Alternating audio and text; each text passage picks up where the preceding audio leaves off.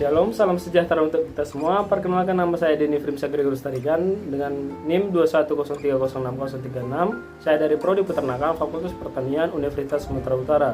Nah, di sini saya akan mengerjakan tugas praktikum dari mata kuliah Produksi Ternak Unggas yang diberikan oleh Ibu Dosen Tati Widianasari, SPTMP. Adapun tugasnya yaitu menjelaskan tentang traktus urogenital dari ternak entok betina dan juga proses terbentuknya telur. Langsung saja kita ke bagian pertama, yaitu traktus urogenital dari ternak entok betina. Nah, di sini sudah ada sampelnya. Yang pertama itu adalah bagian dari ovarium. Nah, ovarium ini yang berkembang yaitu hanya bagian sebelah kiri saja. Biasanya terdiri dari 5 sampai 6 folikel yang sedang berkembang. Nah, ovarium terbagi menjadi dua, yaitu korteks bagian luar dan juga medula bagian dalam. Nah, korteks ini mengandung folikel yang terdapat sel-sel telur yang biasanya mencapai sekitar 12.000, tapi hanya beberapa sel saja yang mampu masak ataupun matang. Nah, kemudian kita masuk ke dalam oviduct. Nah, oviduct ini adalah saluran tempat disekresinya albumen ataupun putih telur, kemudian membran karabang dan pembentukan karabang telur. Nah, pembentukan folikel ovarium ini dirangsang oleh folikel stimulan hormon ataupun FSH dari kelenjar pituitari anterior. Kemudian kita masuk ke dalam rangkaian oviduct ataupun bagian-bagian dari oviduct. Yang pertama adalah infundibulum ataupun papilon yang berbentuk seperti corong dari oviduct yang berfungsi untuk menangkap dan menelan ovum ataupun yolk yang masak sehingga akan masuk ke dalam oviduct. Nah, kemudian kita masuk ke dalam magnum. Magnum ini tersusun dari glandula tubular yang sangat sensibel dan sintesis. Yang di sini sekresi putih telur ataupun albumen terjadi pada magnum ini. Dan kemudian adalah bagian isthmus yang bertugas untuk mensekresikan membran ataupun selaput telur. Nah, di sini telur berkisar 1 jam 15 menit sampai 1,5 jam. Kemudian kita masuk ke bagian uterus. Nah, uterus adalah tempat penyimpanan sementara sebelum telur keluar. Kemudian bagian selanjutnya adalah vagina.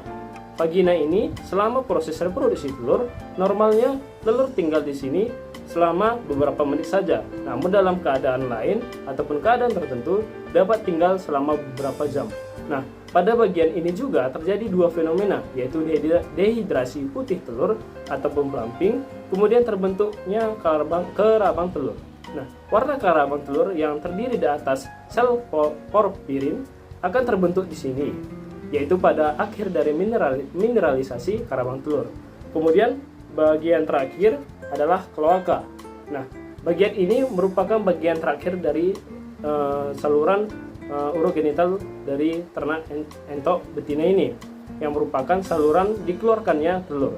Nah, total waktu untuk pembentukan sebutir telur pada ternak entok ini adalah berkisar 24 sampai 25 jam. Nah, kemudian kita masuk ke proses terbentuknya telur. Nah, pertama-tama terbentuklah ovum di dalam ovarium. Kemudian ovum yang matang akan dilepas oleh ovarium yang ditangkap oleh infundibulum. Kemudian kuning telur berada di bagian ini selama 15 sampai 30 menit. Kemudian pada persimpangan infundibulum dan magnum, jika terdapat spermatozoa akan terjadi pembuahan telur. Maka telur akan menjadi telur yang fertil. Jika tidak ada spermatozoa, maka telur tidak akan dibuahi, maka telur akan menjadi telur infertil. Dan di organ ini, hormon FSH akan merangsang ovarium untuk membentuk folikel.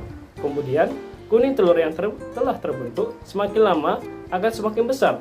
Ketika telah terbentuknya seperti bola dan matang, hormon estrogen akan merangsang corong oviduct untuk membesarkan rongga salurannya.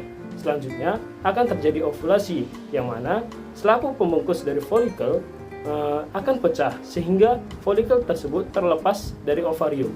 Kemudian kuning telur akan masuk ke bagian magnum dan putih telur akan disekresikan di sini, yang mana membutuhkan waktu berkisar 3 jam. Lalu telur masuk ke bagian isthmus dan dibungkus oleh membran sel. Nah, proses ini membutuhkan waktu sekitar 1,5 jam. Nah, sebelumnya pada bagian magnum terdapat hormon androgen, yang mana hormon ini akan merangsang magnum untuk membentuk putih telur yang kental dan melapisi kuning telur dengan bantuan hormon estrogen yang akan terjadi pada proses pembentukan kulit telur sebagian.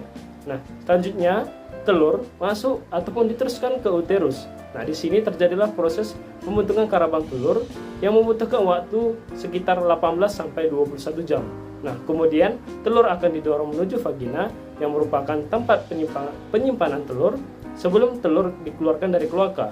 Nah, di sini kulit telur terlebih dahulu akan dilapisi oleh mukosa yang akan mengering, dan di bagian ini juga terjadi penyempurnaan posisi dan pori-pori telur yang disebut juga dengan kutikula. Nah, setelah semua proses tersebut terjadi, maka telur pun akan dikeluarkan dari kloaka. Nah, proses pembentukan telur ini membutuhkan waktu berkisar 24 sampai 25 jam. Nah, mungkin sekian hanya itu yang dapat saya sampaikan. Jika ada salah penyampaian informasi dari saya, mohon dimaafkan. Semoga video ini berguna bagi kita semua. Shalom, sekian dan terima kasih.